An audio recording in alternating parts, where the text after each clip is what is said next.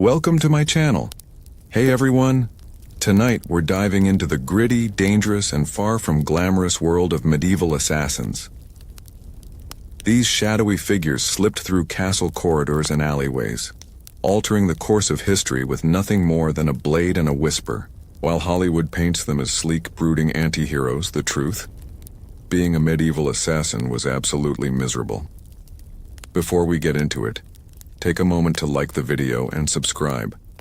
Only if you truly enjoy this kind of content. Drop a comment letting me know where you're watching from and what time it is. I love seeing our global community connect. Now dim the lights, maybe turn on a fan for that soothing background hum, and let's ease into tonight's dark tale. Let's be real. No one in the Middle Ages woke up thinking, you know what sounds fun? Stabbing a nobleman in the throat for a handful of silver and hiding in a barrel for 3 days. Being an assassin wasn't a dream job, it was a last resort. Most weren't elite warriors trained in secret monasteries. They were desperate peasants, disgraced soldiers, clever thieves, or simply people so far off the grid they could vanish into a crowd and never be missed. If you had wealth, land, or even a goat, you didn't become an assassin, you hired one. But if you just escaped prison, had a knack for quiet solutions, and could disappear into a tavern unnoticed, well, someone was likely sliding a coin purse your way with a name you'd rather not hear. These weren't small jobs either.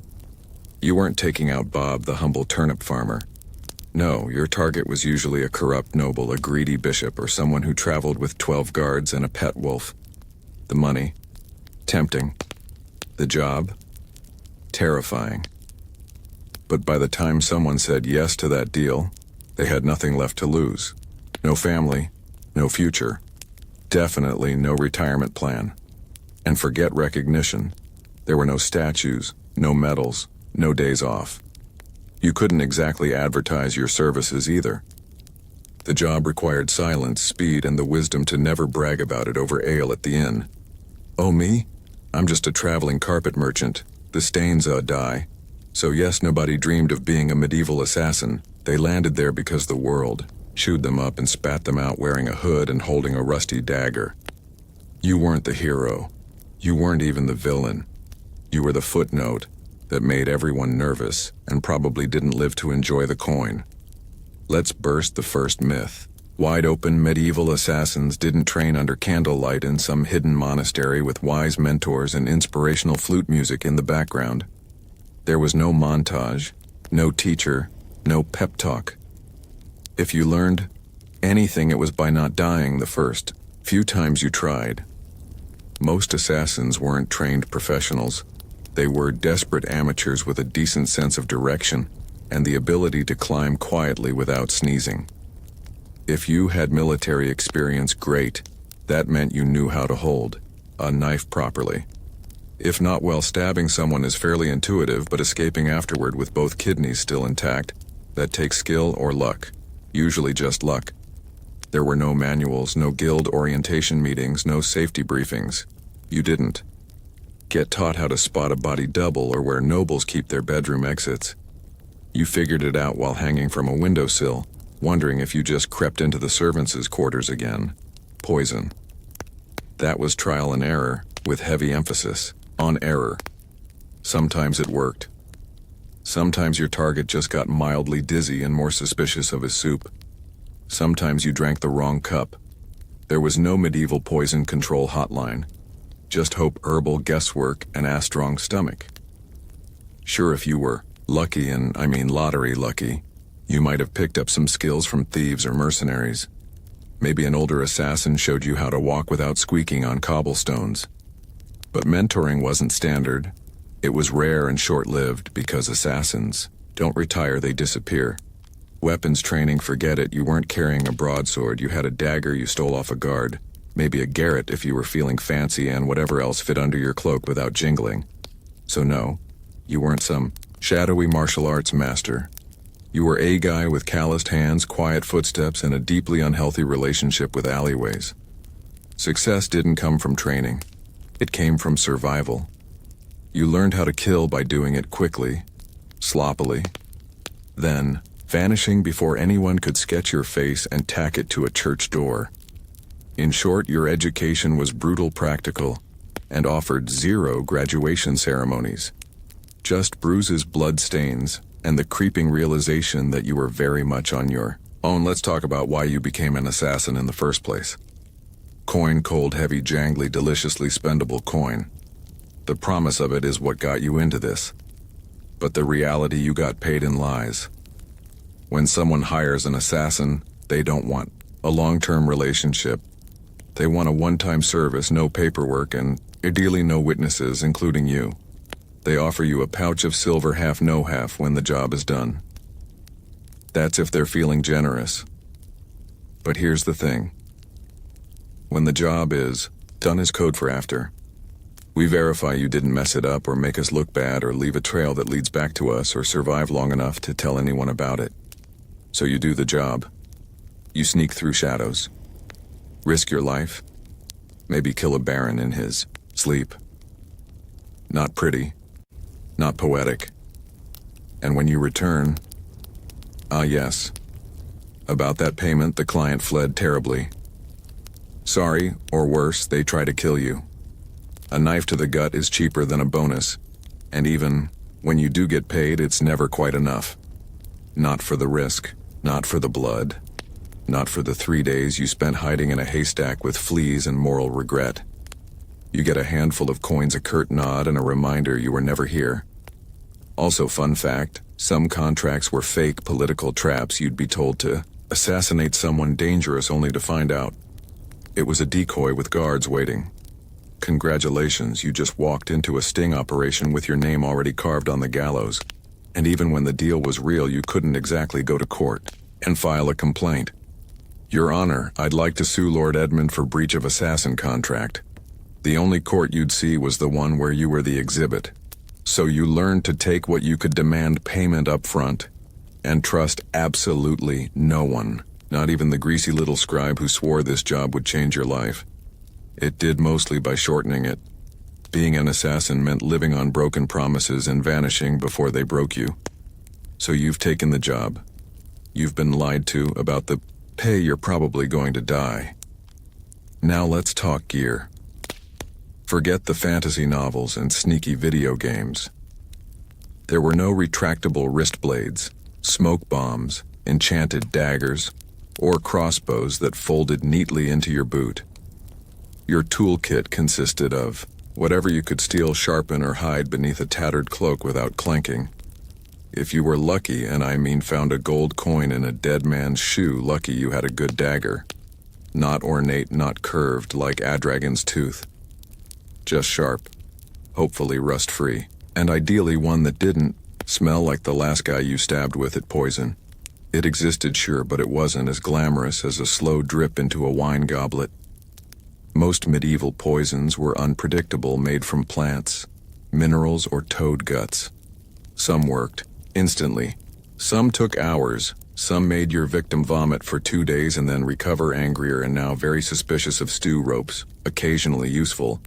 You could strangle, climb, or tie something up with one, but you'd better know how to use it fast because nothing kills the mood like trying to wrestle someone while muttering, "Wait, which knot goes under again?" Bows. Effective, yes. If you had one, knew how to shoot it and weren't trying to smuggle it through a palace disguised as a flower arranger. Most assassinations were up close and personal. No time for elegant marksmanship, just quick, quiet, and hopefully not messy enough to slip in. And you didn't get backups if your blade bent, broke, or fell down a well. Time to improvise. Slate roof tile, maybe rusty nail worth. A shot shoe buckle with intent. Desperate times, you carried your tools hidden in hems, boots, or inside hollowed-out bread if needed. And you kept them close, not for safety, but because in this line of work your weapon was your best friend, your boss, and your only retirement plan. There were no upgrades, no tinkering with gear between missions. You didn't polish your kit. You prayed it didn't betray you mid-strike because in the end it wasn't the weapon that did the killing. It was you alone. Poorly, equipped and expected to perform miracles with a spoon and a prayer. Assassins weren't hired to take out random drunks in back alleys. No one paid you to stab Jeff the sleepy candlemaker. Your targets were important. Nobles, bishops, military officers, sometimes even royalty. And those people, they were very hard to kill. First, there were the guards, not 1 or 2 dozens, armed, armored, and well-fed. Some guarded the front, some the back. Some just stood there looking intimidating, daring you to blink. Wrong. You'd spend days memorizing patrol patterns, door creaks, and exactly how many stairs it took before the knight with asthma needed a breather. Second, there were walls. Castles didn't have front porches. They had gatious murder holes and mows full of things that bite. If you didn't fall into the water, you still had to worry about arrow slits and boiling oil. Yes, boiling oil. Your job description included may get flamed for peeking. Third, there were the servants and staff, the cooks, scribes, and stable boys.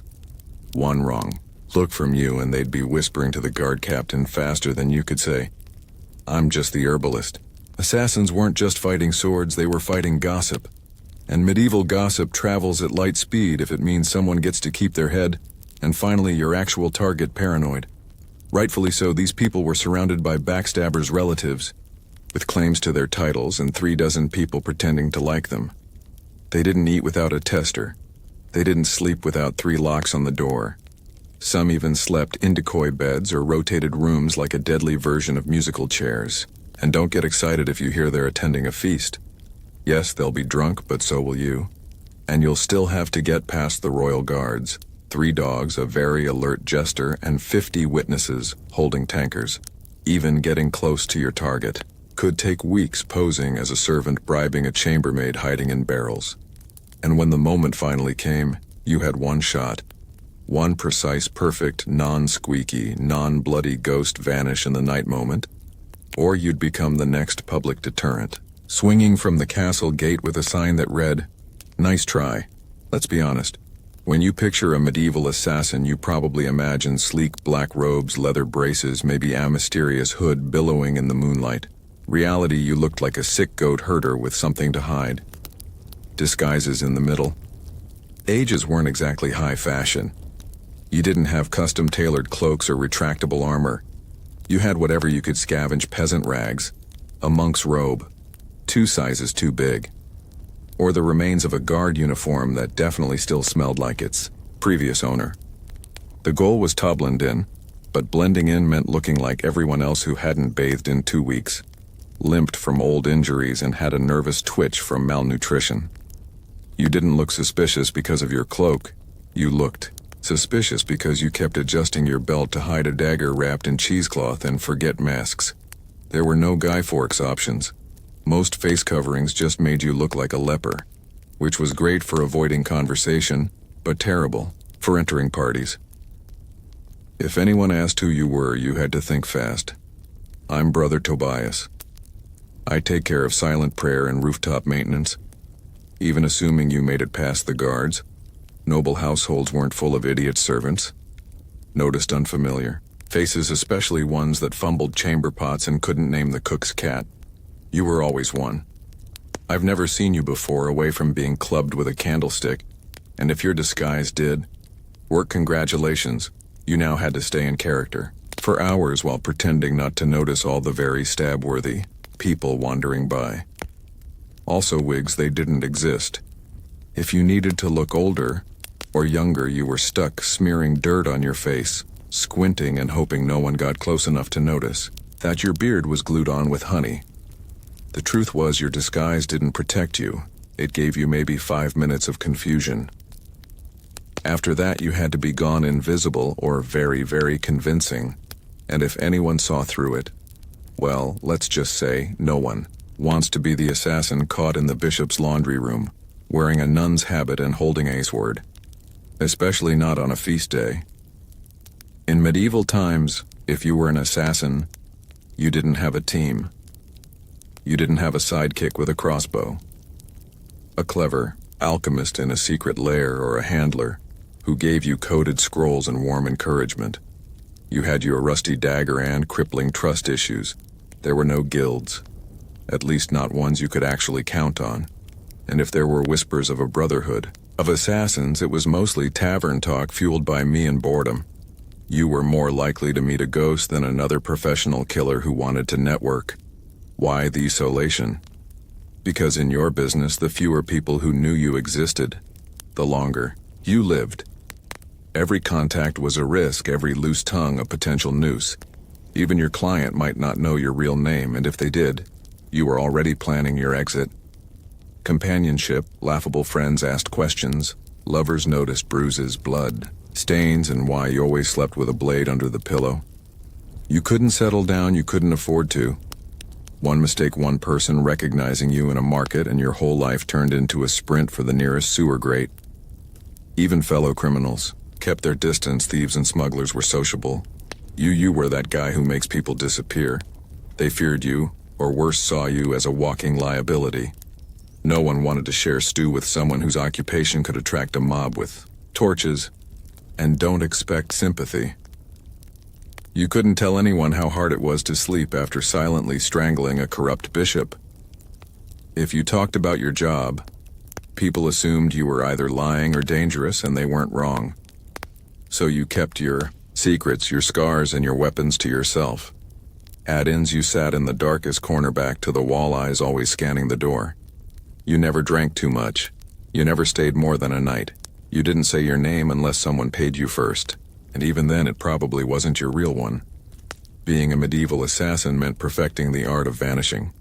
Not just in a crowd, but from every life you never got to have. Let's say you took the job, you planned your route, you bribed the right doorman. You disguised yourself as a very convincing chimney sweep, and then you froze. Maybe the target turned around unexpectedly. Maybe they were with their child. Maybe you got the shakes at the worst possible moment, and your knife hand trembled like a terrified squirrel. Guess what? You're now dead. Because failure for a medieval assassin wasn't a slap on the wrist or a bad performance review. It was a public, painful, and wildly theatrical death, often involving ropes, fire wheels, or sharp iron devices with names, like the Bone Cracker's Delight. Missing the kill meant blowing the whole operation. Your target lived and immediately told everyone that someone tried to murder them. Suddenly, you weren't a shadow. You were a wanted man with a detailed description, and probably a crude sketch tacked to every tavern wall within 30 meters. And those guards you once snuck past, now they're motivated. Sometimes it wasn't even your target you had to worry about. It was your client. If you failed, you were no longer an asset. You were a liability. Someone who could be tortured, interrogated, or worse, talk. The very people who paid you would be the first to put out a second contract on you, and there were no second chances. No sorry. The blade slipped. I'll try again tomorrow. You had one shot, one moment in time. And if you blew it, the best you could hope for was to die quickly before anyone found out who hired you. Failure also meant shame. The silent, humiliating kind. You didn't just fail to kill. You failed to be invisible, to be perfect. And for assassins, perfection was survival. Anything less might as well paint a target on your back and start practicing your final word speech. It didn't matter how many jobs you'd done before. No one cared that you succeeded 12 times, because in this profession you're only as good as your last kill. And if your last kill didn't happen, you'd better start running, so you did it. The plan worked. The dagger struck true. No screams, no guards, just a clean drop to the floor, and a very important person who now wasn't. Congratulations. Now run for your life. Because being a successful assassin in medieval times didn't mean sipping wine on a rooftop while the city burns behind you. It meant fleeing through back alleys with someone's blood on, your boots and a dog already sniffing your trail. There was no victory lap, no post-job drink with colleagues, no casual debrief with your client. You didn't even get a moment to admire your work. The moment your blade struck, your new job became escaping. Everyone who now wants to murder you in increasingly creative ways. Guards coming, doors locked, horses tied up on the other side of town. You probably bleeding. You had to plan your exit before the kill routes, disguises, fallbacks, safeses. Maybe a boatman wooed you a favor, or at least didn't ask questions because the city would go on lockdown within minutes. No one wanted a scandal. and lockdown meant closed gates, armed checkpoints, and a dozen angry men with swords who all just received your rough sketch, and the phrase may be armed and extremely stabby, and let's talk about the client. Assuming they actually planned to pay you, they weren't going to meet you at a cozy tavern with a smile and a thank you card. They'd probably vanish too, because an assassin who just completed a job is the most dangerous person alive. You knew too much. You'd proven you could get into places others couldn't. So even when you succeeded, you walked away with coin in one hand and a giant target on your back, and what did you win? A week of sleeping in Hoff's, bribing ferry captains, shaving your beard in the dark and pretending your name was Brother Lucian as you tried to blend in with monks heading east. Survival. It meant starting the whole game over in a new city under a new name with even more people looking for you this time. So yes, you made the kill.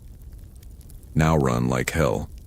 If being a medieval assassin wasn't already miserable enough, poor hunted and sleeping in places that smelled like goat, you also had to deal with the wonderfully creative paranoia of the people around you. Because in the Middle Ages, assassins weren't just feared, they were considered cursed. To the average peasant, you weren't just a killer in a hood. You were some unholy creature who whispered to demons and smeared frog guts on your blade under a full moon. Why else would you be able to sneak past guards and vanish in the dark? Logic wasn't exactly popular back then, but superstition, oh, that was everywhere. Some believed assassins could shapeshift. Others claimed you were invisible unless bathed in holy water. One popular tale suggested assassins made pacts with forest spirits and could breathe death through walls. Imagine walking through a village and hearing a woman mutter, "Don't make eye contact. He might hex the baby." Even your tools were suspect, carrying a dagger. Clearly it was forged in a cursed forge, using poison that wasn't chemistry. That was witchcraft, and you probably stirred it with a severed toe under a blood moon. You'd think this fear might help you. After all, people avoided you, right? But the reality was worse. Superstitious mobs don't hesitate. They don't ask questions. They throw stones, set fires, and shout things like, "Burn him before he calls lightning." Your reputation made people overreact. The second someone died unexpectedly, illness, accident, choking on a chicken bone, someone would whisper, maybe it was a shadow man, maybe it was him. You could be hunted just for existing in the same village. As a suspicious death, that meant you had to keep moving. Always stay too long and suddenly a priest is ringing a bell while 5 angry farmers hold pitchforks like they've been waiting for this moment their entire lives. And heaven help you if you were caught with anything remotely weird. Dried herbs, strange coins, or even a foreign accent. That's all it took for someone to shout sorcerer and light a torch. In a world that believed monsters wore human faces, being too quiet, too clever, or too fast made you a threat. And in medieval logic, threats had to die quickly and preferably on fire. Poison. The assassin's weapon of elegance. A quiet kill, no mess, no screaming, no steel on bone, just a sip, a stagger, a sigh, and done. That's the theory. In practice, poisoning someone in the Middle Ages was like trying to win a bar fight with herbal tea and a bad attitude. First off, poisons weren't reliable. You didn't have access to purified cyanide or a neat little pill labeled fast-acting doom. You had plants, mushrooms, minerals, maybe the occasional toad. You had to gather, grind, and pray. And even then, it might just give the target a stomachache and a renewed commitment to his anti-acid guard team. There was no scientific measurement. You didn't dose precisely. You eyeballed it. A pinch too little and the noble just vomits and cancels dinner. A pinch too much and you die from exposure before the first course is served. Also, medieval kitchens were chaotic. You couldn't just waltz in and season the soup with nightshade. You had to bribe or impersonate a cook, sneak in while no one was watching, or worst of all, try to poison a meal that would go through 3 tasters and a dog. Yes, a dog. And if your victim was a noble, they didn't just eat food. They treated it like a military operation. Meals were tasted, blessed, and sniffed by everyone, from the steward to the jester. By the time the food hit their plate, it had passed through more security than a royal wedding. Even assuming you did it, you slipped in the poison. It wasn't detected and the target actually ate it. The next part was wildly unpredictable. Some poisons took hours, some took days. 1 minute. Your mark is laughing at a joke. The next he's clutching his stomach and demanding, Tosi his astrologer. And if they survived, guess who they'd blame? Not the cook, not the taster. You, the quiet man with the herbal knowledge and twitchy eyes. So poisoning wasn't efficient. It was risky, slow, and full of variables. None of them in your favor. And if you were caught, you didn't get a quick death. You got interrogated with tools until you confessed to poisoning everyone from the Duke to the dog. You'd think that if you successfully changed the course of history by removing a tyrant, sabotaging a royal bloodline, or silencing a political threat, someone would remember your name. Nope. You were an assassin. That meant your name was never meant to be remembered. At best, you were a rumor. Some hooded figure, a foreigner, with cold eyes, or the quiet man who never finished his ale. You might have pulled off the most legendary hit of the century, and still ended up as a mysterious death in the official record. In fact, that was the point. Your client didn't want a story. They wanted plausible deniability. The fewer people who knew who did it, the safer they were, and the less likely they were to end up poisoned by their own assassin. So your name was buried the moment the job was done. If you even used a real one, you didn't sign your work. You didn't brag. You didn't keep trophies. You didn't exist outside the moment of the kill, and if someone did know your name, that was a loose end. And in your profession, loose ends had a very short shelf life, and forget about honor. There were no medals for silence, no stone monuments for the man who stopped a war with one dagger in the night. If a noble wanted a statue, they commissioned one for themselves. You got a wooden box, an unmarked grave. Or, if things went really badly, a head on a spike labeled traitor. Sometimes your name was known only so it could be cursed. You'd become a whispered warning. Don't cross the king. Remember what happened to Lord Ulrich? Yes, and the man who did it gone like a ghost. That was your legacy. Not fame, not fear, just absence.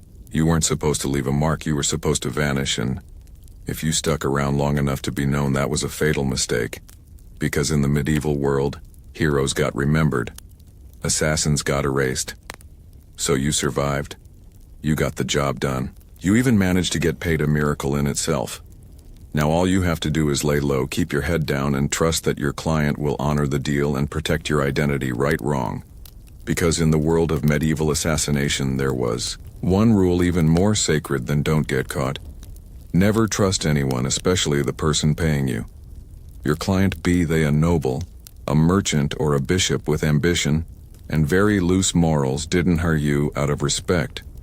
They hired you because they needed something awful done, and you were the sharpest tool in the shadows.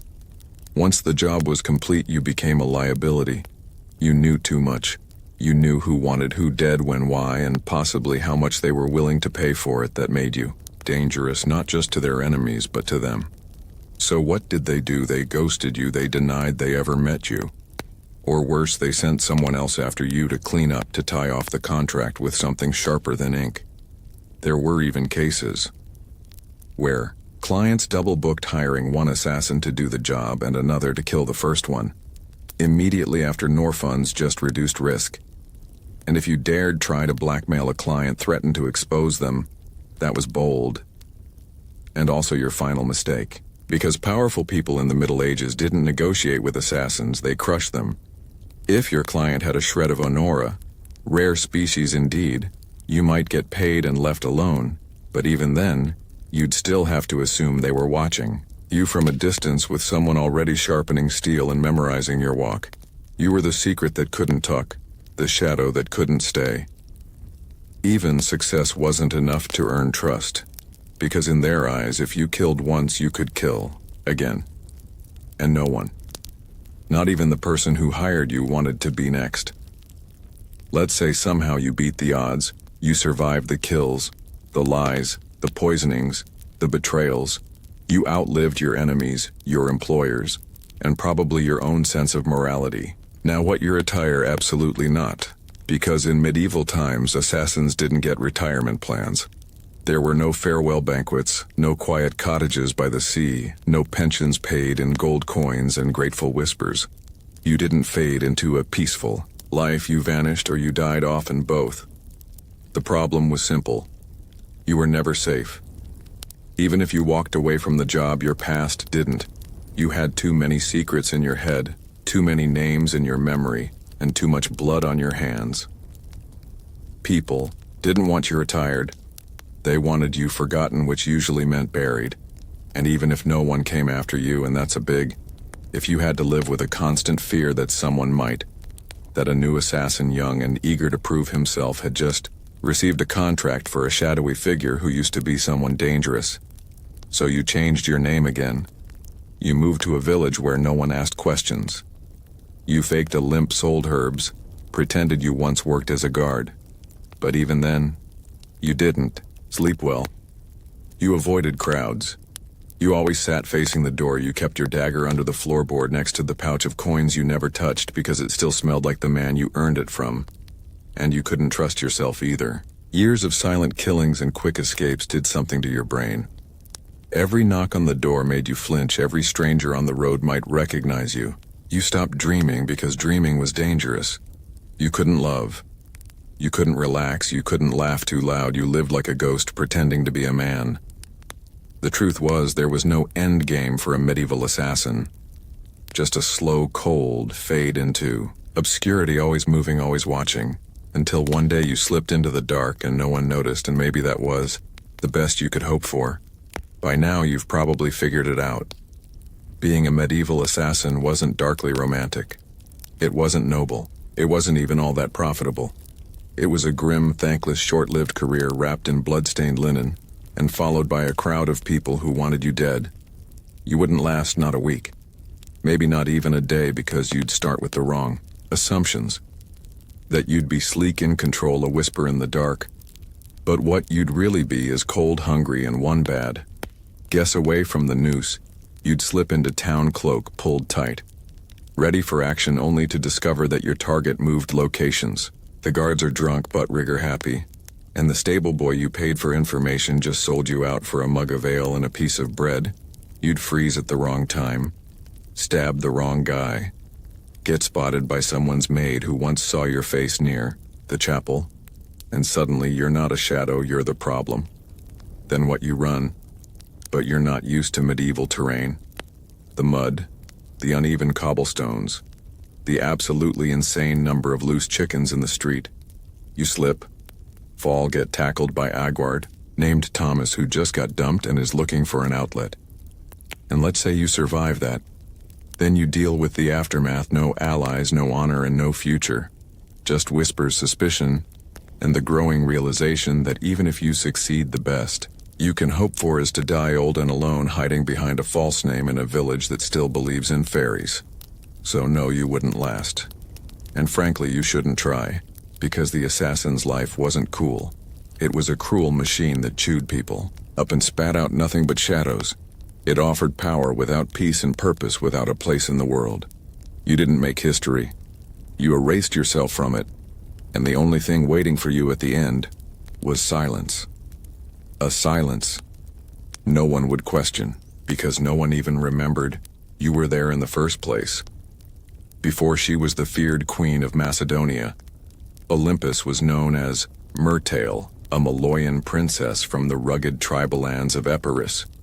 Her people claimed descent from Achilles himself, and whether or not the blood of heroes truly ran in her veins, one thing was certain. This was not a woman born for the sidelines of history. From a young age, Myrtle was steeped in mystery and ritual. Her upbringing was shaped not just by politics, but by prophecy, ecstatic rites, and a reverence for the ancient gods. She wasn't the type of princess who smiled and embroidered tapestries.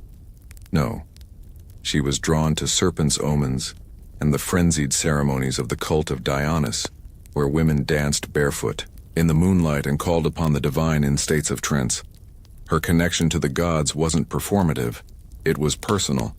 She didn't merely worship, she embodied, according to ancient sources, likely written by men both terrified and enthralled. She kept sacred snakes in her chambers and even allowed them to coil beside her in bed.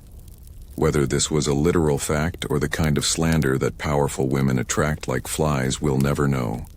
But it stuck to her allies. It made her divine, too. Her enemies, it made her dangerous. Her real power began not in a battlefield or throne room, but in the uneasy flicker of torchlight among the whispers of priestesses and the curling bodies of serpents. She wasn't just a princess. She was a living oracle, a woman touched by something older than politics and colder than steel. So when Philip II of Macedon, brutal, brilliant, and famously horny, arrived at the island of Samothrace for a religious initiation, he didn't just meet a beautiful princess, he met a mystery he couldn't resist. Their marriage wasn't just a political alliance, it was a collision of prophecy and power. And from the very beginning, it was full of omens. Some said lightning struck the sky on their wedding night. Others claimed Olympias dreamed of a thunderbolt entering her womb. All of it would become legend, but one thing is certain. The union of Olympias and Philip didn't just create a child.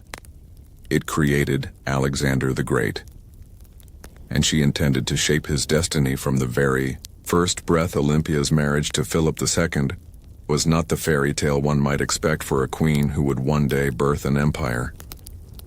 From the beginning, it was a combustible mix of prophecy, pride, and paranoia. Philip, ruthless, charismatic, and already collecting wives like trophies, married Olympias around 357 BC. She was likely just a teenager, but she wasn't naive. She saw in Philip a man whose ambition matched her own, and perhaps even a divine match for her spiritual destiny.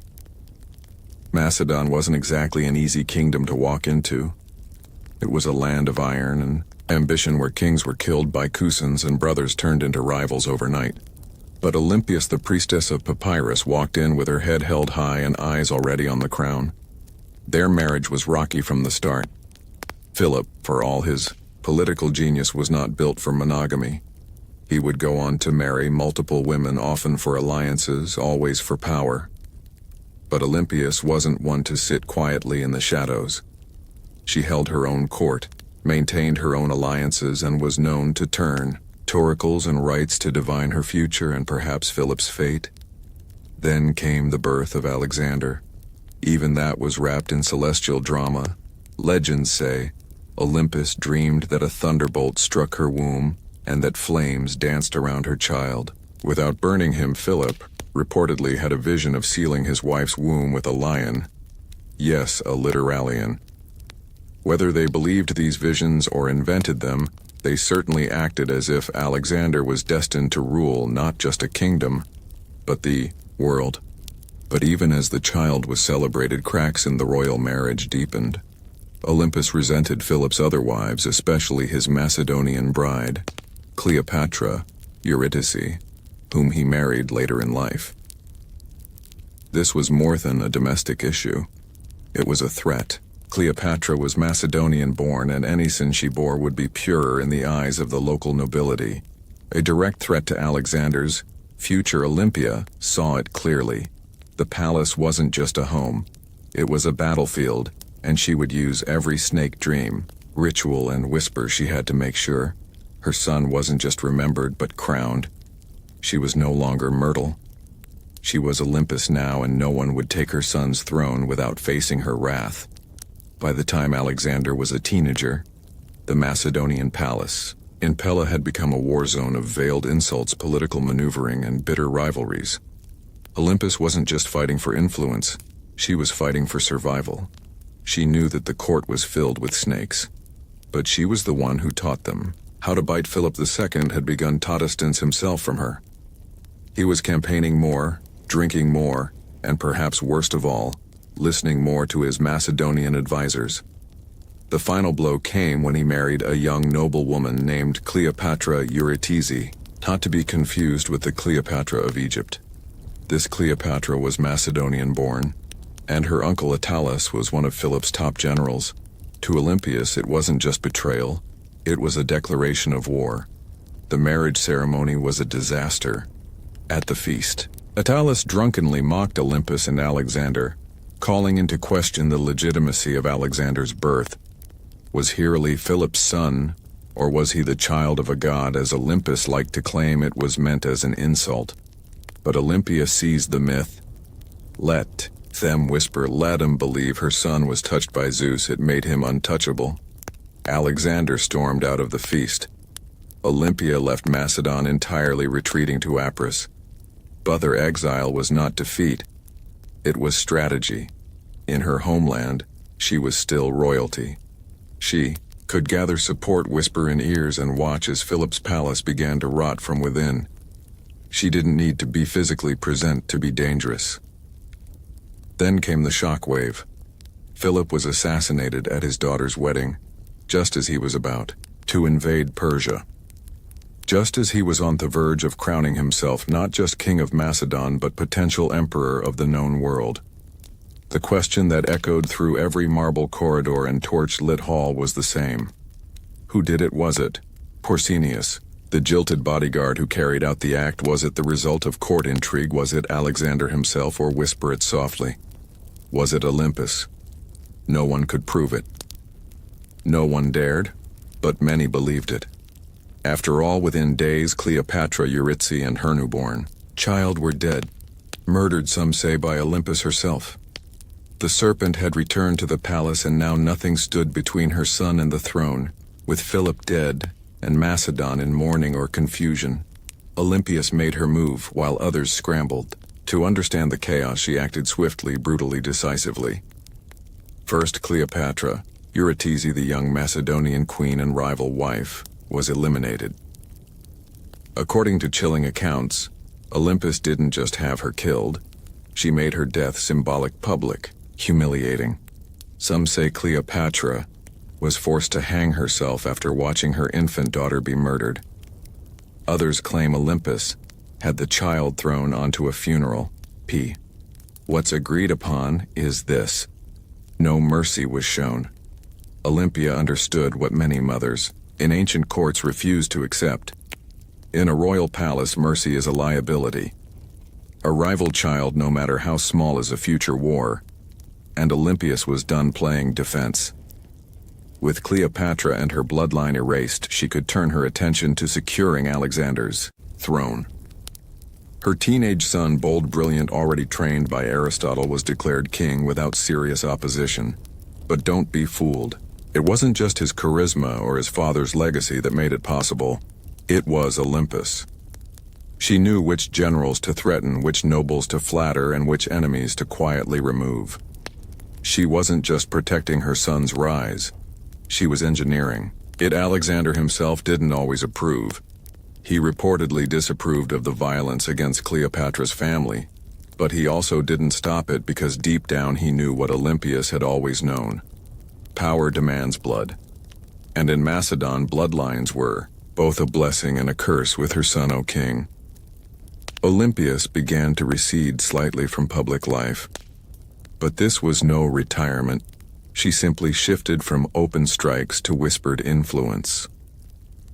As Alexander prepared to launch his conquest of Persia, she remained behind, not as a passive queen mother but as the spiritual guardian of his destiny. She sent him sacred relics, consulted oracles, and performed rituals on his behalf to Olympus. Her son's mission wasn't just military, it was divine. Alexander wasn't going to war, he was fulfilling prophecy. And as long as she drew breath, no rival, Macedonian, Persian, or otherwise, would derail that divine plan. She had crowned her son, she had cleansed the palace. Now she would guard his empire from behind the curtain with teeth bared. As Alexander marched east to conquer the known world, Olympus remained behind in Macedon. A queen without a throne, but not without power. Her official title was Queen Mother. But make no mistake, she ruled in all but name, though. Regency was technically handed to Antipater, one of Alexander's trusted generals. Olympus refused to be sidelined. She wrote letters to her son, constantly advising, warning, sometimes chastising him. These weren't the sweet letters of a doting mother. They were political briefings laced with oracles and venom. And Alexander, thousands of miles away, read every word she reminded him who his true enemies were. She questioned the loyalty of his companions. She criticized his fascination with Persian customs, his choice of wives, and his flirtation with calling himself a god. No one else dared say these things to him, but Olympias was never afraid to speak as a mother or a priestess of divine will. Back in Macedon, Antiparta grew increasingly resentful. Olympia undermined him at every turn. She used her status, her religious authority, and her family ties to stir opposition against him. She had influence in Epirus in Thessaly and among the aristocracy. She could spread rumors like wildfire, and with Olympus, a whisper could be deadlier than a sword. Meanwhile, her letters to Alexander became more urgent. She warned him of Antipat's ambition, painting him as a second Philip ready to betray and usurp. Whether she truly believed it, or simply feared losing her grip, she kept pressing her son to act. Alexander, however, hesitated. He needed Antipater to keep order in Greece while he fought in Asia, and so the rift between mother and general widened. Olympia watched. She waited, but beneath her religious robes and maternal concern she was growing impatient. She hadn't endured years of palace warfare to be ruled over by an old soldier. As Alexander's empire stretched from the Aegean to India, Olympia saw cracks forming. He was taking on too much, trusting too many foreign advisors, and drifting away from the mother and the gods that made him. She believed his victories came from divine favor and from her. And if he forgot that, well, Olympus knew how to remind kings who they really were, even if that king was her own son. When news of Alexander's death in Babylon reached Macedon in 323 B.C., it didn't arrive like a trumpet, it arrived like a dagger. For Olympus, it wasn't just the loss of a son, it was the collapse of a world she had spent decades building. Her boy, the divine storm she had prophesied, raised, unleashed, was gone, and he'd left behind no clear heir, no single successor, only chaos. The mighty empire he carved out was already fracturing generals. His so-called successors were already dividing it up like jackals around a corpse. Antiparta still held power in Macedon and Greece, and he had no love for Olympus. Worse, her daughter Cleopatra. Alexander's sister was being courted by rival generals for marriage, each one hoping to use her bloodline as a claim to the throne. Olympia saw what was coming. Civil war wasn't a possibility. It was inevitable, and once again she would have to act, but she no longer had Alexander.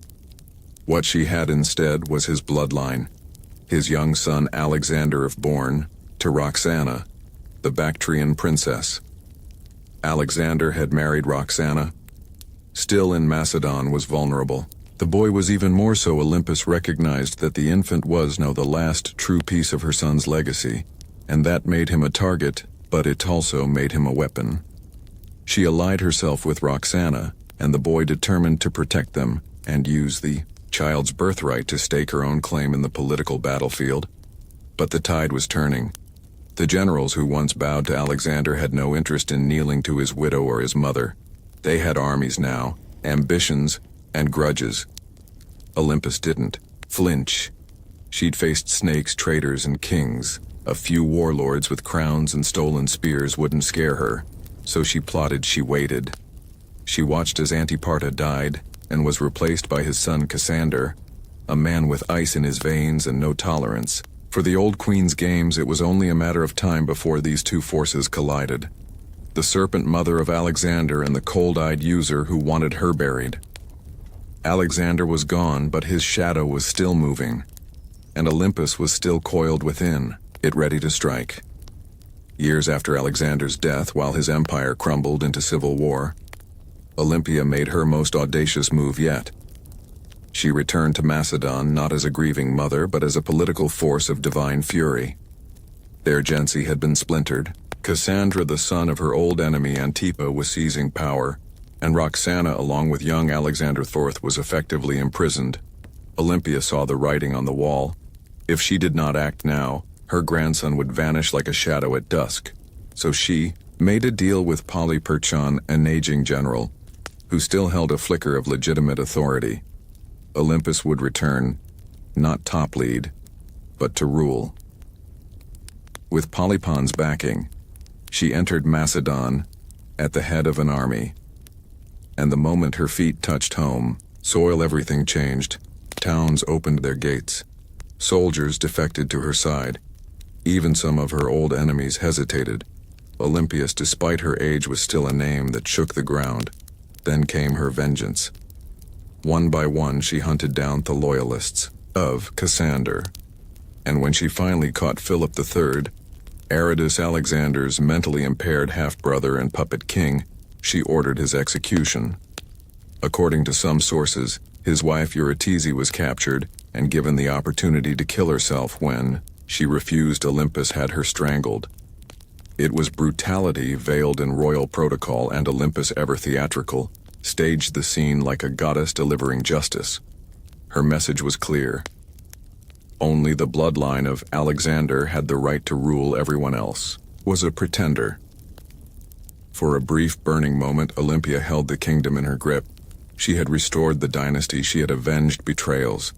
She had reminded Macedon what royal power looked like when wielded by a woman with nothing left to lose but power. In Macedon was like fire in dry grass, and Cassander was still out there calculating, biding his time. He returned with a vengeance. His army outnumbered hers, his resources deeper, his cruelty colder. Her allies began to abandon her. Polyporon lost influence. The tide turned. Olympus, now isolated in the fortress of Pydna, watched as her enemies closed in. She had lit the match Macedon had burned, and now the smoke was thick and her enemies were at the gates. Olympus, once the most feared woman in the ancient world, now found herself besieged in the coastal fortress of Pydna alone, cut off, surrounded by the army of Cassandra, who had come to finish what his father had started. But Olympias didn't beg. She didn't plead. For nearly a year she endured the siege, like a statue carved from divine wrath. Food ran short. Disease crept in, allies vanished. Yet within the fortress walls she maintained the same unshakable presence that had once shaken kings. To the very end, she carried herself not as a prisoner, but as the mother of a god. Cassandra, ever cautious, hesitated. He knew killing Olympus was dangerous. Even now she carried a myth around her like armor. She was still the mother of Alexander the Great. To strike her down might seem like blasphemy. So Hefford, her safety surrender, he said, and her life would be spared. Olympia knew better. She had seen too many royal promises turn to ash. Still, hunger was no longer just a discomfort. It was death. Her garrison broke. Her followers surrendered. And Olympias, unbending until the very end, was finally handed over to her enemies. Cassandra didn't kill her himself. That would have been too simple and too merciful. Instead, he turned her over to the families of those she had executed during her brief return to power. Let them decide her fate. They condemned her to death. But here's the catch. When the executioners came, no one dared strike the first blow. Olympia stood tall, regal, silent eyes fixed on them like an oracle staring through smoke. These were Macedonians. They had grown up hearing of her rituals, her visions, her snakes. They had once cheered her son as a living god. And now, here she stood, a frail old woman cloaked in myth, and not a single man had the courage to swing the sword. So Cassandra sent others, foreigners, outsiders, people who had no memory of her power, only orders to follow. And thus, Olympus was finally struck down. Not with ceremony, not with dignity, but with silence. Her death marked the end of Alexander's bloodline in any meaningful power, and with it the final ember of an empire founded on divine ambition was snuffed out. But even in death, Olympus left behind a shadow, and history would never forget the Serpent Queen. Olympus died not on a throne but in the dust, unarmed, abandoned, and executed by thievery people she once ruled. But history is strange. It does not always favor Theones who die in silk sheets. Sometimes it remembers those who went down hissing. And Olympus was never meant for quiet history. In life she had wielded motherhood like a sword and prophecy like a shield. She wasn't just the mother of Alexander the Great. She was one of the architects of his rise. Without her, there's no myth of the divine child, No rituals whispering of thunderbolts and lions. No ruthless purging of rivals that cleared the path for a teenage king to rule the known world. Olympus didn't just give birth to an empire. She defended it with claws. Yet even among the ancient world's most ruthless dynasts, Olympia stands apart. She didn't command armies in the field like Cleopatra, or ride into battle like Boudica. Her battlefield was subtler and colder. It was a world of poison goblets, political marriages, priestesses, and oracles. She understood the power of fear and, even more importantly, she understood the power of belief. She made people believe her son was divine, and she may have believed it herself. Her enemies branded her a murderer, a witch, a manipulator. And they weren't wrong. Olympia was all those things, and more. She was the product of a brutal world that respected cunning far more than kindness. And she learned early that mercy was a luxury queens couldn't afford. In the centuries that followed, she was both vilified and mythologized. Some called her a villain, others a visionary, but no historian, ancient or modern, could call her irrelevant. She haunted the legacy of Alexander like a phantom, always in the background, always just behind the curtain, and maybe that's exactly where she belonged. Not as a tragic mother or a footnote in a king's story, but as a story unto herself. The woman who wrapped herself in prophecy, slept beside snakes, and outlived gods. Olympia's bones turned to dust long ago, but her legend endures in every tale of ruthless queens. In every whisper of blood-born destiny, in every empire-built-in myth, she is still there, coiled in the dark. Waiting on the sun-bleached island of Crete, just a few miles south of the modern city of Heraklion, lies a ruin that feels more like a dream than a real place. Stone corridors snake in all directions. Rooms twist and double back staircases lead nowhere. It's easy to lose your sense of direction, even today. This place is Knossos, the heart of Minoan civilization and the supposed inspiration for one of the most enduring myths in human history, the Labyrinth of the Minotaur. But before there was a legend, there was a palace. A palace unlike any other, built around 1900 BCE and expanded over centuries. Knossos wasn't just a royal residence. It was an entire city under one roof, covering nearly 150,000 square feet.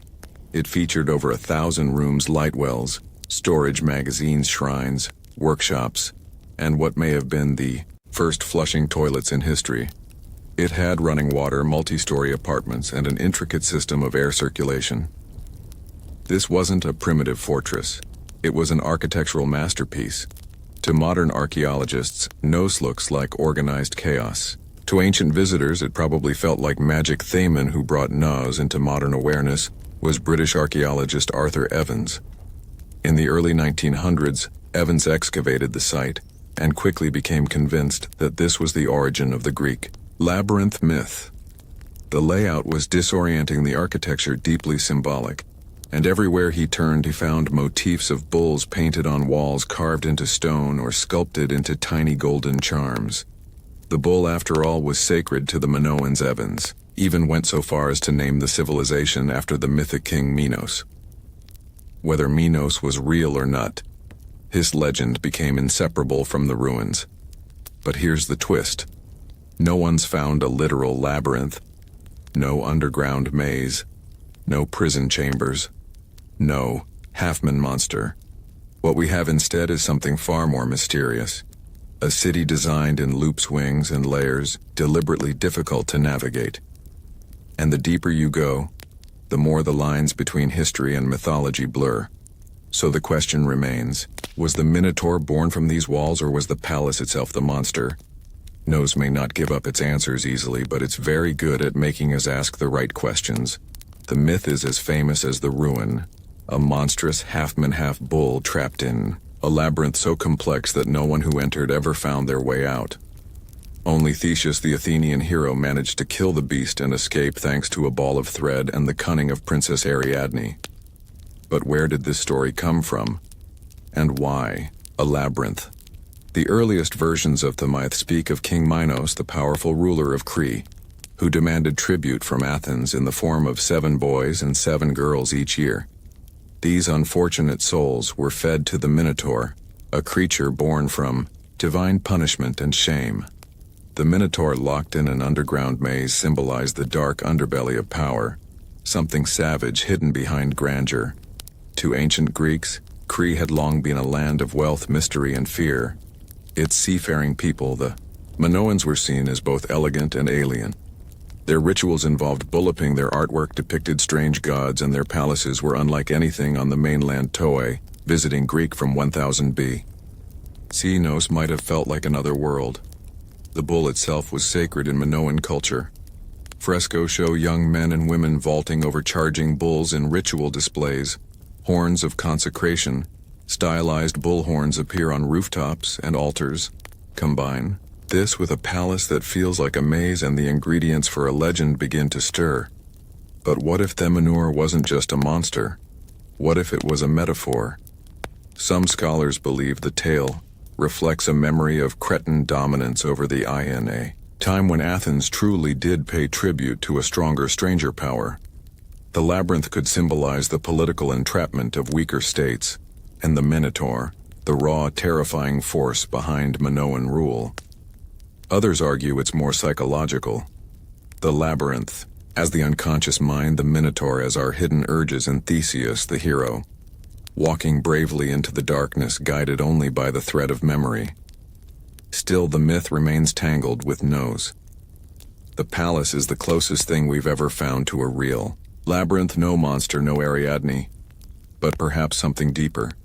Not just a myth echoing through history, but a history that was asking to become myth. Long before Athens raised its marbled temples or Sparta sharpened its spears, there was the Minoan civilization, one of the earliest advanced societies in Europe. They ruled not through conquest but through trade art, and what seems like an almost supernatural command of architecture. At the heart of their power stood Nosusa Palace. That wasn't just a seat of royalty, it was a hub of culture, ritual, and economy. The Minoans flourished from around 2600 to 400 BCE. Based on Crete, they developed a sprawling trade network that reached Egypt, Mesopotamia, the Levant, and even the distant shores of Spain. Their ships cut through the Mediterranean like silent arrows, fing pottery, saffron, bronze, and luxury goods. They didn't build vast armies. They built relationships, and that more than weapons made them rich. What's most striking about Minoan culture is how different it was from their later Greek successors. Their artwork celebrated nature, animals, and flowing human movement, not war or divine punishment. Frescoes show dancers, dolphins, and athletes vaulting over bulls. Even their goddesses are different. Powerful, bare-breasted figures, often holding snake, symbols of fertility, transformation, or protection. At the center of it all was Konos, not a fortress on a hill, but a complex in a fertile valley. It had no massive defensive walls, suggesting the Minoans either felt secure on their island or projected enough power to make defense unnecessary. Their confidence was architectural. Multi-story buildings, colonnaded courtyards, and advanced plumbing systems hinted at a society far ahead of its time. And yet, for all their sophistication, the Minoans left behind no deciphered written records. Their primary script, Linear A, remains unreadable to this day. We don't know what they called themselves. We don't know what their kings believed, what prayers they spoke, or what truly happened behind the walls of Nos. All we have are their ruins, their art, and their influence, absorbed later by the Mycenaeans and echoed in Greek myths. The Minoans are not just builders of palaces, they were architects of mystery. And Nos wasn't merely a building. It was the beating heart of a civilization that shimmered for a moment like sunlight on the Aegean and then vanished. But some say their echo still wanders the maze, to walk through Nosusus, to walk through time. Layered, confusing, beautiful time. It's not just the scale that overwhelms you. It's the design. Rooms lead to rooms. Corridors split and vanish. Light wells cut through the heart of the building. Stairs spiral into shadows, or emerge suddenly into sunlit courtyards. Nothing moves in a straight line. It's not hard to see why ancient visitors might have whispered Labyrinth Kossos wasn't just a palace. It was a living organism, spanning an estimated 150,000 square ft. The complex contained over 1,000 chambers, some tiny, some grand. These weren't randomly placed rooms. They were purpose-built.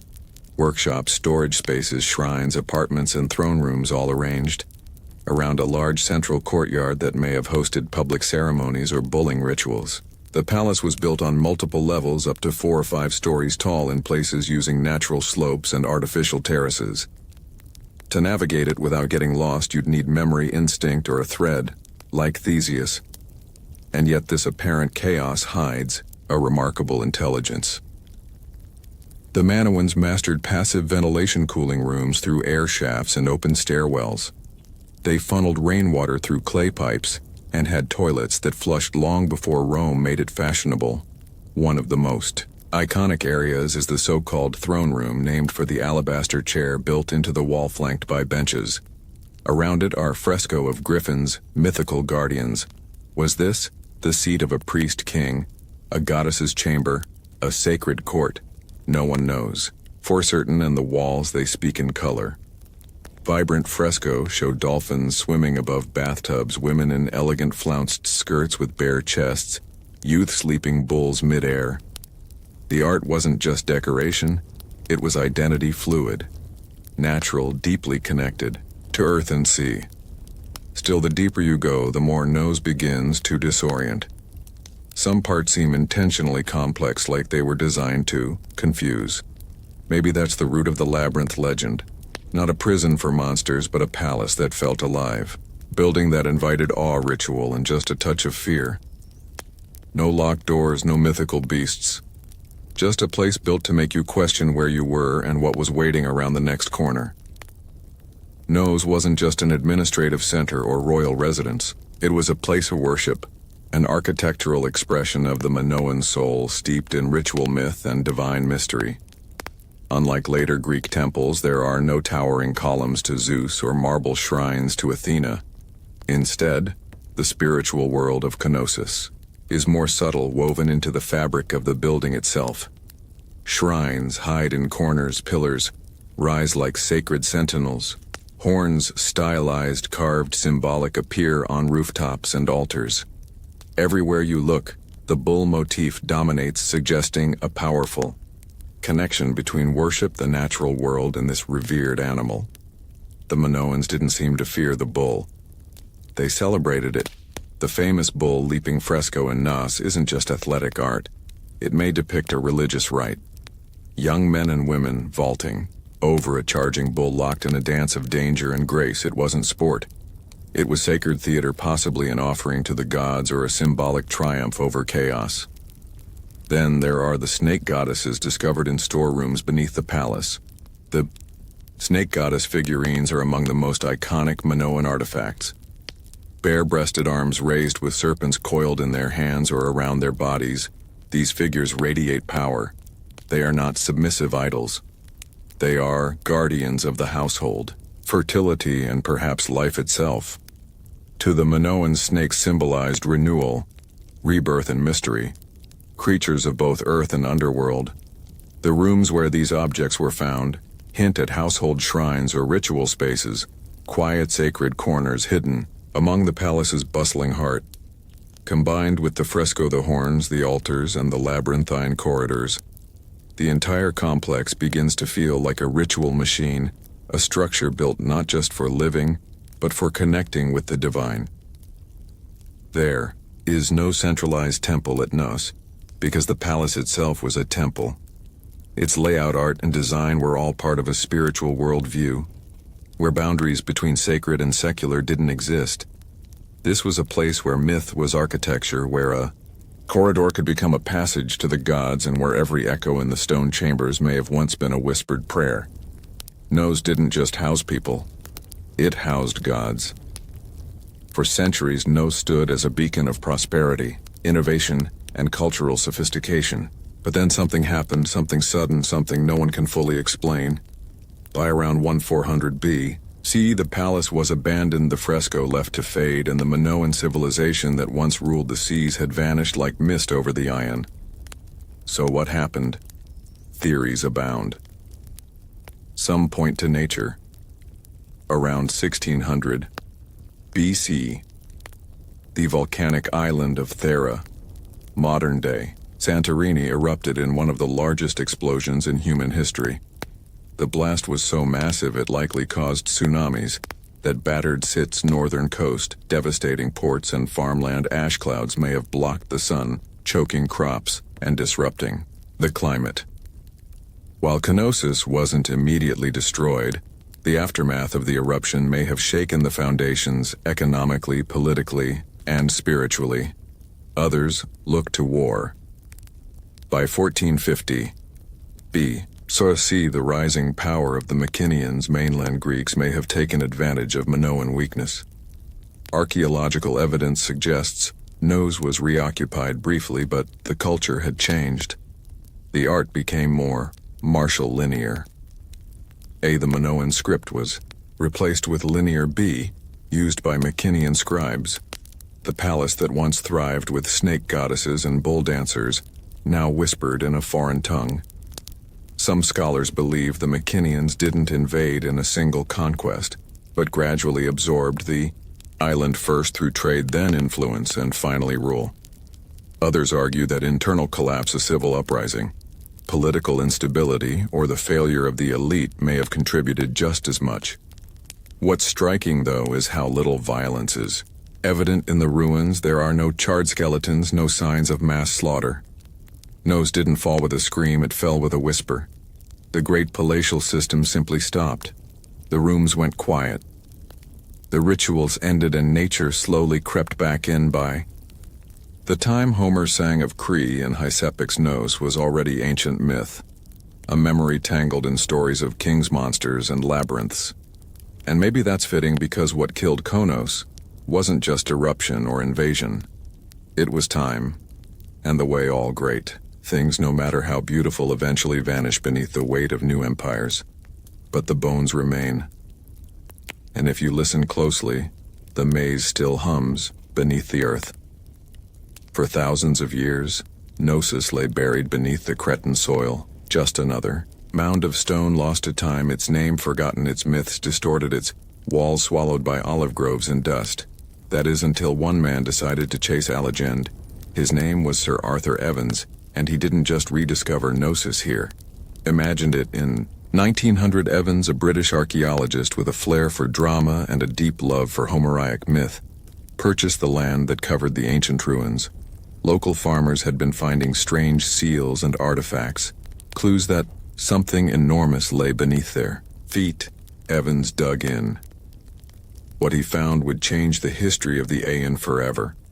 He uncovered a palace so vast, so complex, and so advanced that he was convinced this was the mythical home of King Minos.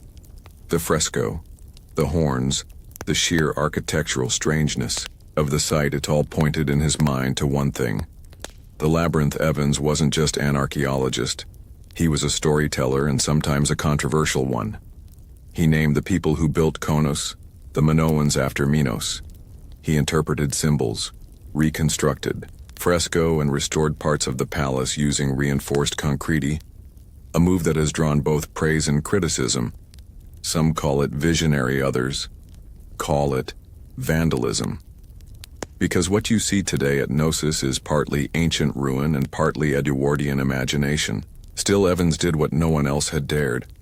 He brought Knossos back to life. He gave Europe a glimpse into a Bronze Age world, far older than classical Greece, a civilization of art, mystery, and maritime elegance. He also unearthed the still undeciphered linear, a script opening new questions about language, literacy, and the limits of our historical understanding. But Evans did more than excavate stone. He resurrected a myth and forced historians to reckon with the fact that behind the legend of the labyrinth was something real, something complex, something very human, a palace that felt like a maze, a civilization that slipped into shadow, and a man who peeled back the earth only to discover a story far stranger and more beautiful than he had imagined. Knos had slept for 3,000 years. Evans rang the bell that woke it up. Walk through Gnosis and you're not just walking through architecture, you're walking through a language of symbols. Fresco carvings, patterns, they're everywhere.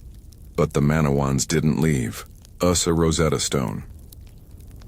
Their primary script linear A remains undeciphered. So instead of reading their thoughts, we must see them painted across plaster, carved into walls and hidden in patterns. What exactly were they trying to say? The art of kenosis is, unlike anything in the ancient world, there's no obsession with warfare, no rows of kings or battle-hardened heroes.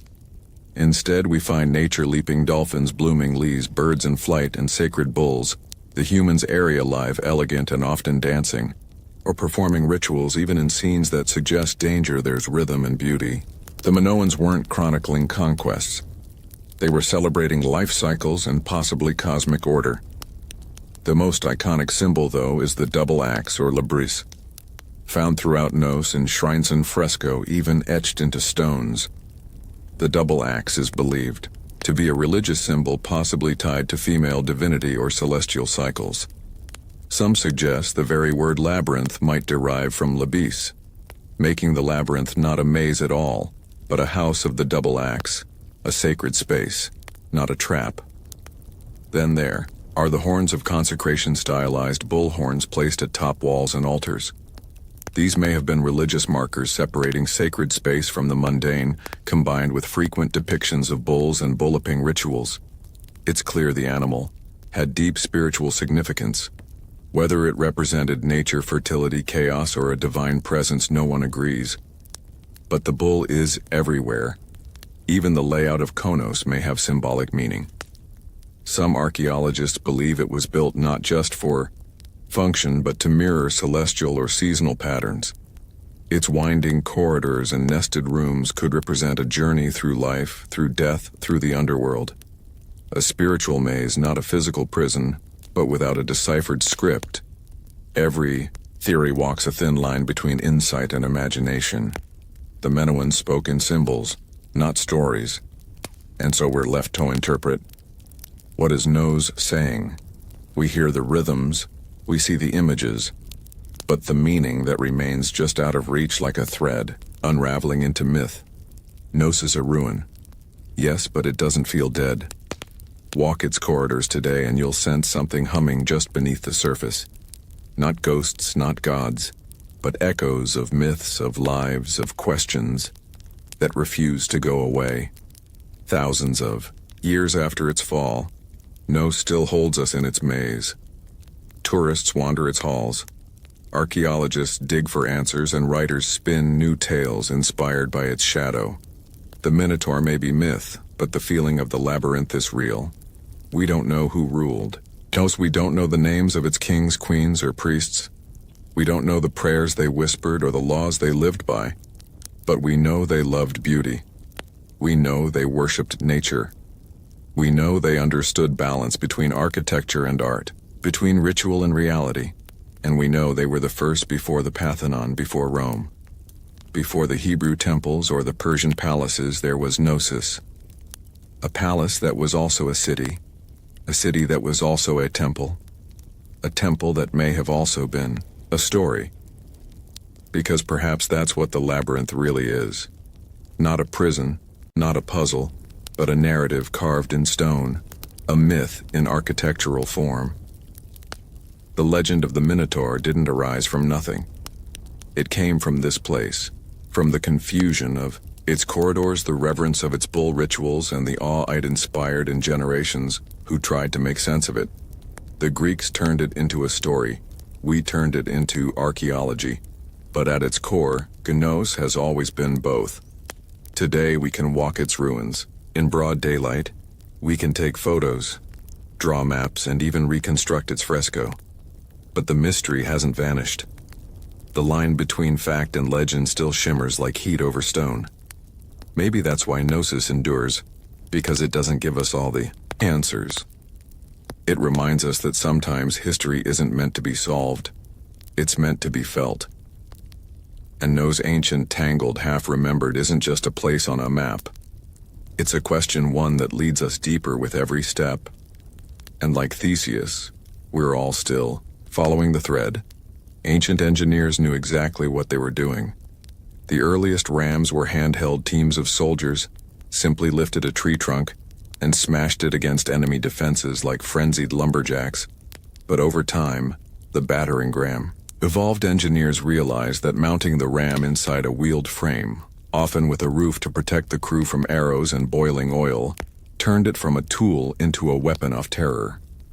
The Assyrians, masters of siege warfare, turned rams into psychological weapons. Their siege towers combined rams with archer platforms, meaning a city's gates were being destroyed, while defenders were under constant fire. Relief carvings from Nineveh show rams with pointed iron tips rolling up to the gates of rebellious cities, like slow-moving gods of destruction. And it wasn't just the front door they were smashing. Rams were often used to breach weak points in walls, batter down watchtowers, or collapse gates entirely. Their presence meant one thing: surrender or watch. Your defenses crumble like stale bread. The Greeks refined them. The Romans perfected them. Roman engineers built massive rams called ares, Latin for ram, suspended with chains or ropes inside enormous siege shelters. Some were so big they needed dozens of men to operate, and the rhythm of their swinging beam was said to sound like thunder rolling across stone. And yet, for all their brute force, battering rams required serious teamwork. Operators had to keep the ram swinging in sync while also defending it from burning missile stones and all manner of foul substances hurled from above. A stalled ram was a dead ram. Still, when a battering ram got going, really going, it was unstoppable. Wooden muscle versus human masonry. It was ancient physics, weaponized, and it was only the beginning of how engineers would make walls weep.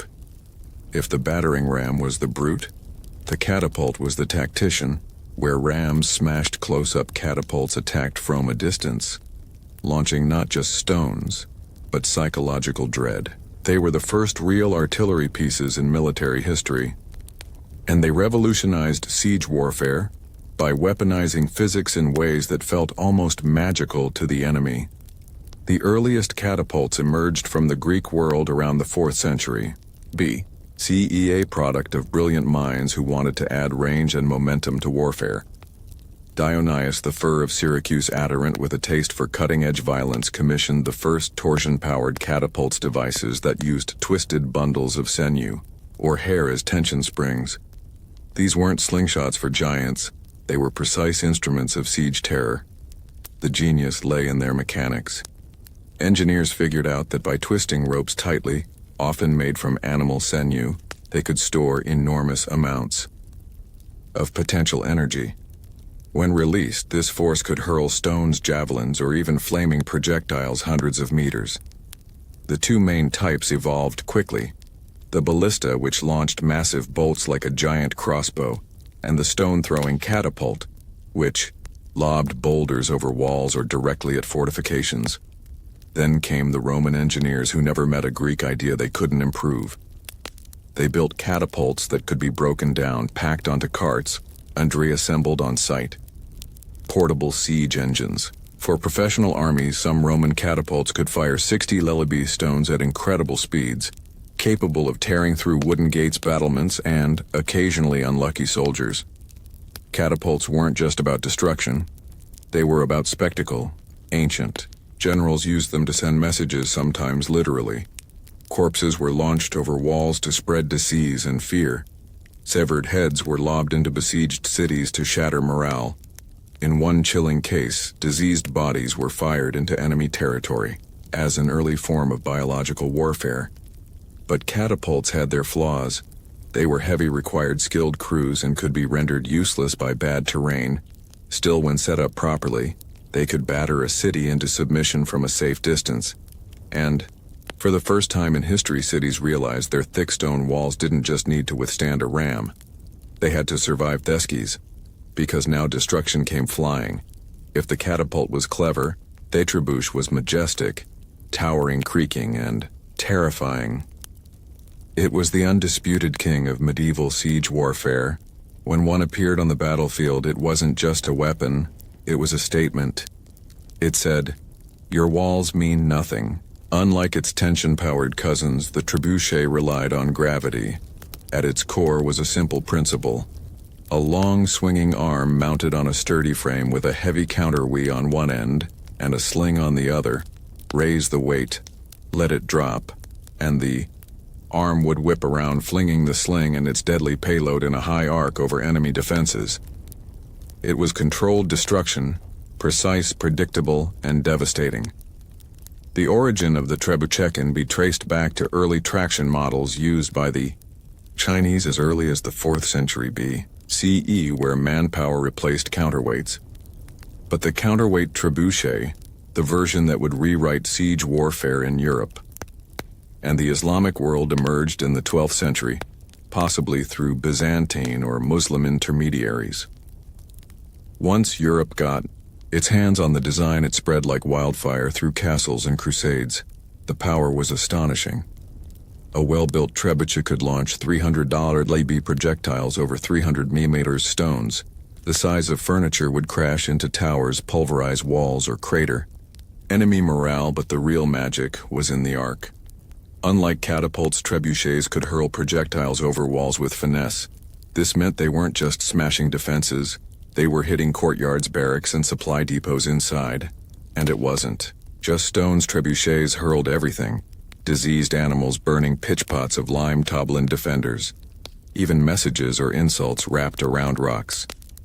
One legendary account from the siege of Stirling Castle in Scotland tells of Warwolf, a trebuchet so massive that the enemy surrendered before it was even fired. The king refused to accept the surrender just so he could test the machine. But for all its destructive glory, the trebuchet wasn't fast.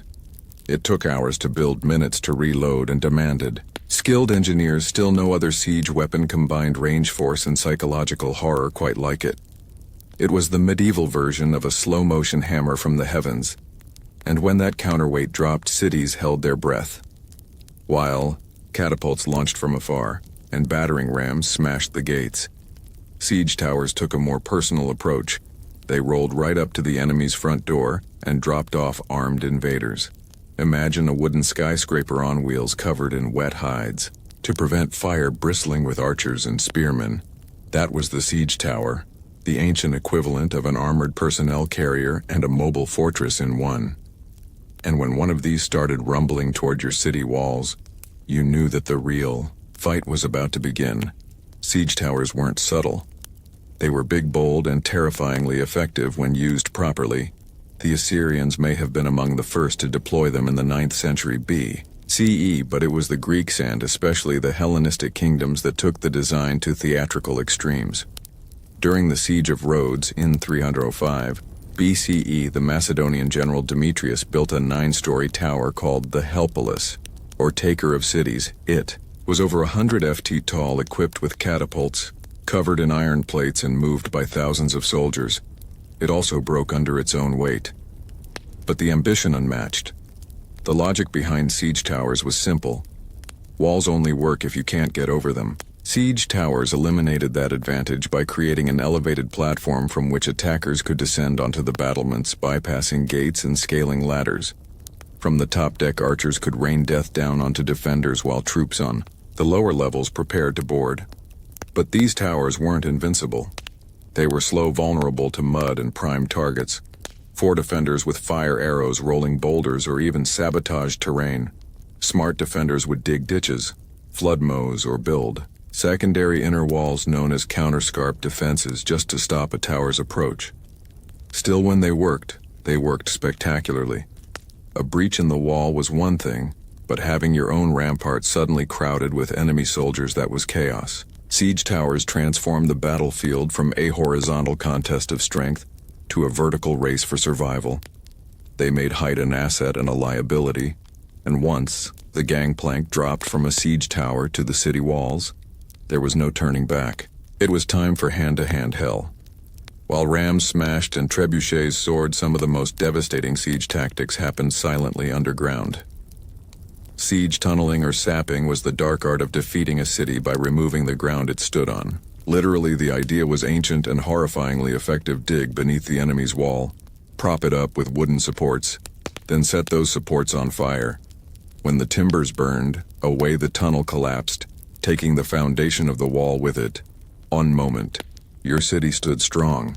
The next, a massive section of the outer wall crumbled like stale bread. This method didn't look glorious. There were no grand engines or thunderous launches, but tunneling was the slow, invisible killer of fortress warfare.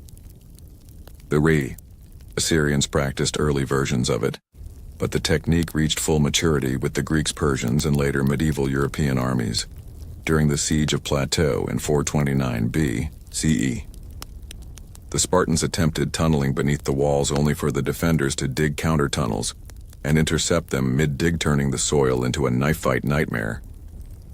This defensive tactic became known as countermining, and it added an eerie element to siege warfare. Imagine soldiers digging in pitch black hundreds of feet beneath the earth, listening for the sound of enemy picks. The moment they heard tapping, they'd race to intercept, often resulting in violent claustrophobic skirmishes, fought by torchlight with knives and shovels. There was no glory in it, just terror, suffocation, and dirt. But when undermining worked, their assaults were catastrophic. One of the most infamous examples came in 1212 during the siege of Rochester Castle. In England, King John's forces tunneled beneath the southern wall, packed the mine with pig fat, and set it ablaze. The supports collapsed, bringing down the entire tower above. The defenders were stunned, and soon after surrendered. By the 13th century, siege engineers became specialists in identifying weak foundations, measuring the soil's behavior, and planning collapses with terrifying precision. They were geologists and demolitionists rolled into one. And though tunneling required time, labor, and a bit of madness, it proved one truth about siege warfare. If you couldn't go over the wall and you couldn't go through it, you could always take it down from below. Not all the drama of siege warfare came from the attackers. For every ram built or tower rolled forward, defenders had their own deadly tricks, and sometimes those tricks were hot. Let's start with the most terrifying of them all. Greek fire, developed by the Byzantine around the 7th century CE. Greek fire was a mysterious, napalm-like substance that could stick to ships' walls and flesh and kept burning even on water. Sprayed from siphons or hurled in clay pots, it created scenes of pure chaos. To this day, no one knows exactly how it was made. The formula was so secret that it died with the empire, but its effects legendary. Entire fleets were reduced to flaming skeletons within minutes, and that was just the start. In more low-tech defenses, boiling liquids were the go-to weapons of choice. Boiling water, oil, or sand would be poured from murder holes, those quaint openings in the ceilings of gateways or towers, directly onto invaders below. Oil was especially feared. Unlike water, it clung to skin, soaking into clothes and armor before being set alight. Imagine climbing a siege ladder, only to be greeted with fire you could never put out. Hot sand, though less dramatic, was vicious in its own right. It would slip into the gaps of armor, especially around the neck or wrists, causing second and third degree burns as it cooked the flesh. Beneath it didn't look impressive from a distance, but it turned bold warriors into screaming wrecks in seconds. Defenders also relied on the good old laws of physics. Gravity became a weapon. Giant stones, logs, or even dead animals were dropped from parapets onto siege engines or dense formations, off troops. The goal wasn't just to kill. It was to break the machines and morale at once. And then there were traps, hidden pits collapsing, bridges, spiked barricades. Castles became puzzles of pain, designed to slow, confuse, and punish. All of this served one purpose: delay. Every minute a wall held was a minute closer to enemy supply lines running thin, to disease spreading in camps, or to reinforcements arriving. Siege warfare was a game of attrition, and while the attackers had physics on their side, the defenders had creativity and a whole lot of boiling rage. In siege warfare, raw destruction was only half the goal. The other half was psychological domination, breaking the will of the defenders before the walls even came down. Siege weapons weren't just tools of war. They were massive, creaking, flaming symbols of doom. Every groaning wheel of a siege tower, every arcing boulder flung by a trebuchet, was designed to plant one seed in the minds of those behind the walls. You are not safe. Ancient commanders knew this. The Assyrians paraded their siege engines, openly dragging them across deserts with grand fanfare. The Romans built their siege camps right in view of the enemy, letting defenders watch as battering rams were assembled and catapults tested. Siege was theater, and fear was part of the script. Sometimes the payloads themselves carried a message. Severed heads of messengers or generals would be launched over the walls, often still wearing their armor. At the siege of Constantinople, defenders were bombarded not only with rocks but with bodies, diseased corpses launched to spread panic and plague. During the Mongol siege of Kafur in 1346, it's believed that hurling plague-infected corpses over the walls helped trigger outbreaks of the Black Death in Europe. The trebuchet wasn't just a weapon, it was an announcement. When one of the siegeants was rolled into place, everyone inside the fortress could hear it before they saw it. The creaking of winches, the grinding of ropes, the heavy thunk of the counterweight like the heartbeat of an incoming storm. But the most dangerous part, the unknown. You never knew what was coming next. Would it be a rock, a barrel off fire, a rain of arrows, or just silence? Ominous, heavy silence as engineers adjusted their aim. Even the sounds became psychological weapons. The rhythmic thump of a battering ram, or the sudden silence before a shot would drive defenders mad with anticipation. For commanders, the goal was to create despair, to convince the enemy that resistance was pointless, that their gods had abandoned them, that their walls were nothing but temporary obstacles in the path of fate. And when that mental dam finally cracked, the gates often opened without a fight. Because in siege warfare, sometimes the mind collapsed before the masonry.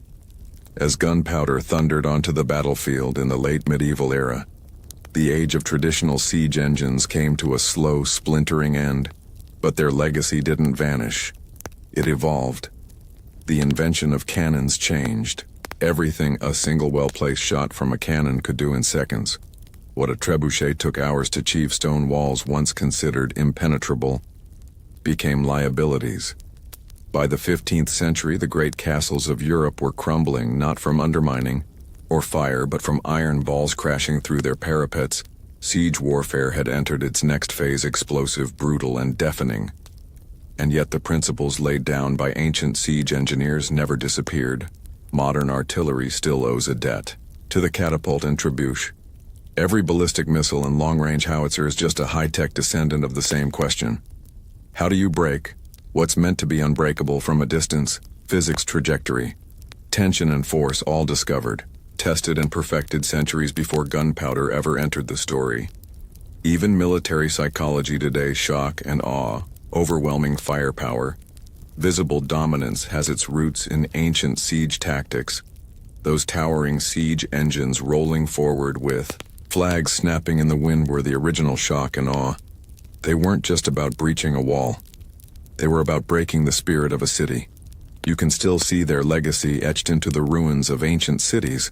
At Masada, where Roman siege ramps still scar the desert; at Constantinople, where layers of wall stood for 1,000 years against every machine imaginable, until cannon fire finally brought them down; at castles across Europe, where round towers and angled bastions tell the story of a world constantly redesigning itself to survive the next siege. And today, even in a world of drones and satellite-guided missileless, siege warfare hasn't vanished. It's just gone digital. Cities are still surrounded, defenders are still isolated. Walls are now firewalls, blockades, or even media blackouts, but the soul of the siege remains the same. Someone wants in, someone wants to keep them out, and both are willing to wait, build, and break Towen. The battering rams are gone, the trebuchets are museum pieces, but the spirit of siege warfare, it's as alive and as destructive as ever. If you like this video, subscribe this channel for more interesting stories.